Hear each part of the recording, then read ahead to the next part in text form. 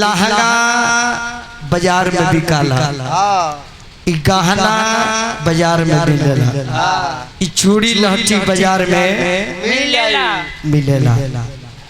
लेकिन चामड़ा रूपी जो लहंगा बा, लहंगा भेटाई ना कहीं कंपनी बा, ना कहीं दुकान बा, ना कहीं टेलर बा। वो कैसन टेलर बा जौन होई लहंगा सिले बा। का जाने कहिया हमने के माई के पेट में गई लहंगा सीख के पहिरा के ऐसा लहंगा में जो दोबारा के पहनबो ना करी, ना फाट जाए तो फाट जाए, दोबारा के ना मिली। ऐसा सुंदर लहंगा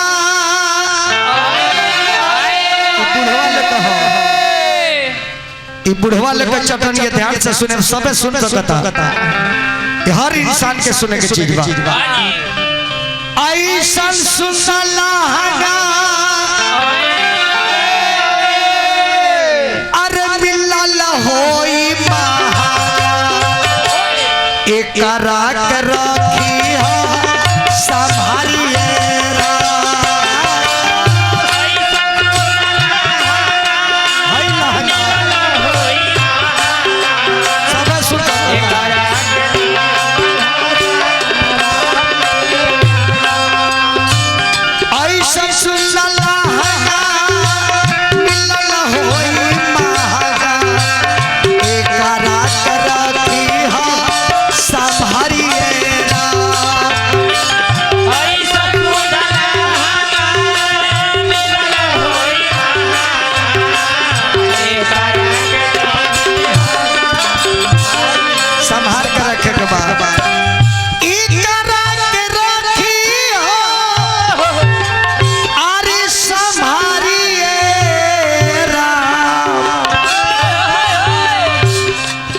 मलिकवा के बहुत निगाह बा।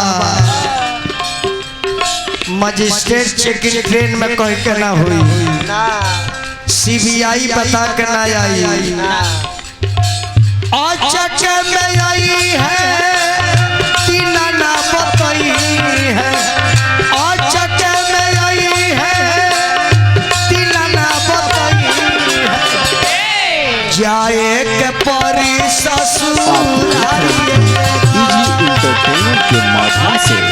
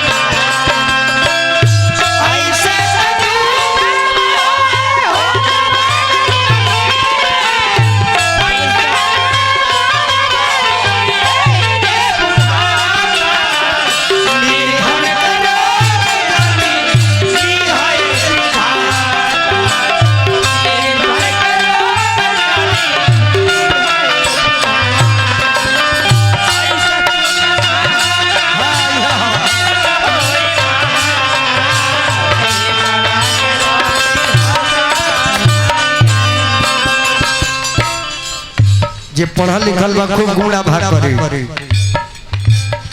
ई दुनिया है, दुनिया अशोक जी, दुनिया दुनिया दुनिया दुनिया दुनिया दुनिया। ये दुनिया में दुइये गो शब्द के महत्व बा, तीसरा के कोनो जगह ना हो। धरती बा, आसमान बा, दुगो रात बा, दिन हो जाए, धार में अधार में, सत्य असत्य, नीमन बाऊ आइल बानी सन चल जाएगा। यही से लोग कहला जग में सुंदर है तो नाम, जग में सुंदर है तो नाम, चाहे कृष्ण को हो या राम। तारा बुझा तक कितने पैसे बोलता है। हेल हेल हाई जितना अशोक जी इस शरीर में जितना है मशीन बा इस सब सुइए अक्षर से बैठौले बा।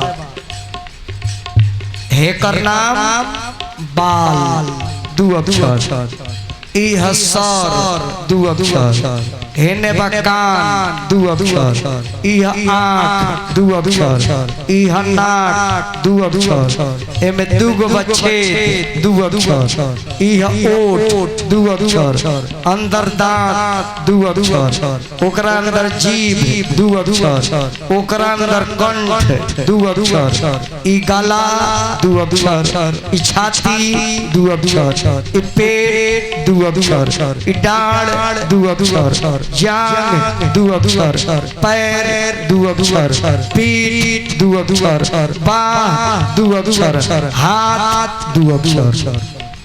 एकरा पीछे कोनो राज बनू राची राची के रंगे रंग रे जावा पाचही रंगवा के साड़ी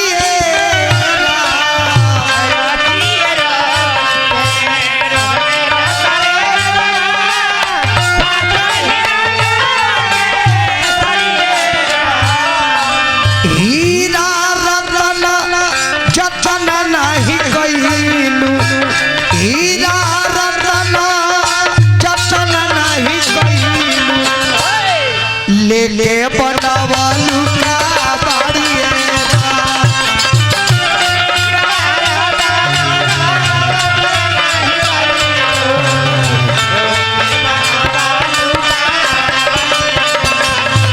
हीरा रतना जतन नहीं गईलू लेके बनावालू का बाड़ी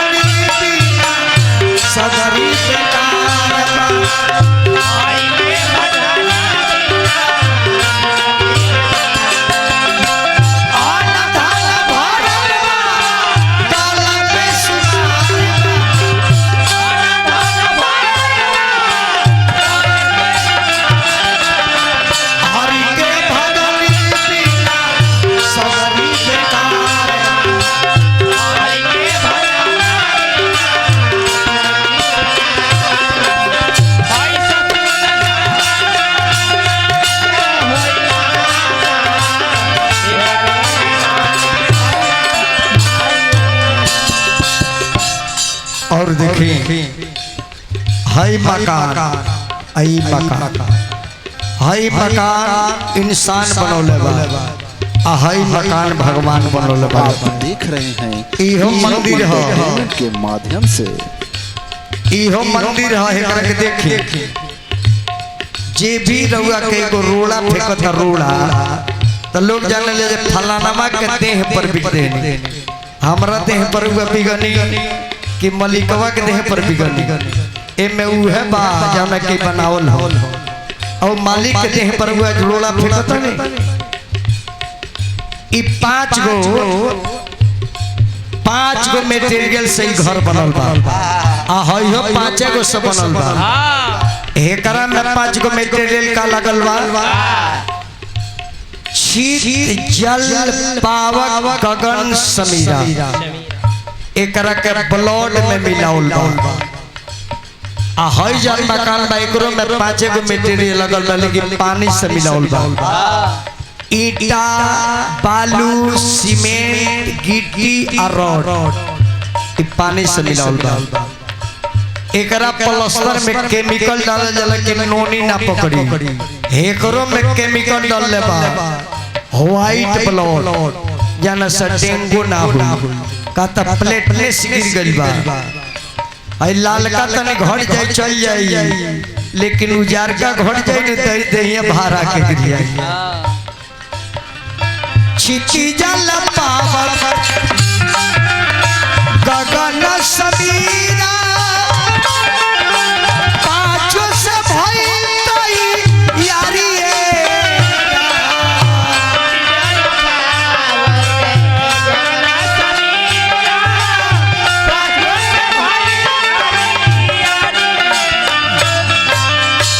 छिटिजल पावक गगन समीरा पाँच को से भइल तई। एक दिन जाए के परी मलिकवा के सर्विसिंग सेंटर पर। ए माइक वाला और दनी रहुआ मोटरसाइकिल एजेंसी से निकालता नहीं तेगो सर्विस बुक मिलेला। ए देखो ना बाबू कौन सिटिया था एगो ऑपरेटर रखले के महीना खातिर मर दे। इस सर्विसिंग सेंटर पर ले जाए खातिर मोटरसाइकिल हर कंपनी देला कि इतना किलोमीटर पर सर्विसिंग करावे के बाद हां इतना कीमती है गाड़ी निकलल एकर सर्विसिंग आज भइल बा ना। ब्रश से मुंह धोवाता, दांत धोवाता, नहा लिया था साबुन से, लेकिन अंदरवा मशीन से सर्विसिंग भइल बा ना। भइल बा इहो सर्विसिंग सेंटर पर चढ़ी अब बहुत मार मारी। इस साबुन से सर्फ से ना धोआई, धोबी बड़ी रंगीला हो। अरे कहता विजेंदर कि सोचना तानी अंदर उ धोबियो न धोए कैसा करी।